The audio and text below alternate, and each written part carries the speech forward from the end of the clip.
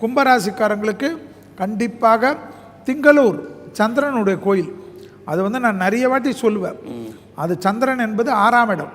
அந்த சந்திரன் கோயிலுக்கு போயிட்டு வந்தால் மனபயம் நீங்கும், சத்ரு நீங்கும், தேகாரோக்கியம் புழுப்படும். தேகாரோக்கியம் நல்லாயிட்டாவே கும்பம் நல்லாயிடும். 5ல் வரார் குரு. 5 என்பது ரொம்ப விசேஷம். ஆனால் ஒரு விஷயத்தில் கவனமாக இருக்கணும். பிள்ளைகளோட சண்டை போடக்கூடாது, பிள்ளைகள் விஷயத்தில் கோபப்படக்கூடாது, பிள்ளைகள் விஷயத்தில் டக்குன்னு தப்பான முடிவு எடுக்கக்கூடாது.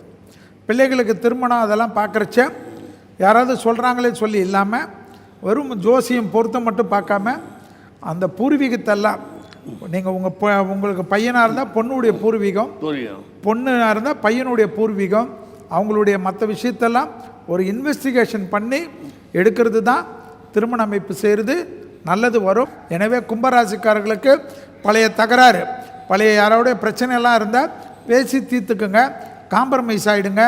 நல்ல நேரத்தில் நல்ல காலகட்டத்தில் போயிட்டு அந்த காலத்தில் எனக்கு நீ இதை பண்ண, இந்த காலத்தில் அதை பண்ணேன்னு சண்டையில் போய் நின்றுக்குன்னு உங்கள் நல்ல நேரத்தை வீணடிச்சிட்டு கெடுத்துக்காதீங்க.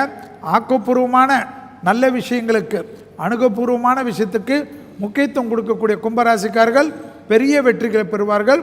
வயிற்றில் சிறு உபத்திரம் இருந்தாலும் கவனமாக பார்த்து கொள்ளக்கூடிய ராசியில் கும்பம் வராங்க. கர்ப்பஸ்திரிகளும் மருத்துவ ஆலோசனை மீறாமல் இருக்கிறது ரொம்ப முக்கியம். ஏன்னா ஐயா கேட்பார், எதாவது நெகட்டிவ் ஏன் சொல்லலைன்னு. அதனால தான் சொல்கிறேன், கும்பராசிக்காரர்கள் கர்ப்பிணிகள் மிக மிக கவனமாக மருத்துவ ஆலோசனை மீறாமல் இருப்பது முக்கியம். All new Vivo V50e, crafted for luxury and designed for elegance. Buy now.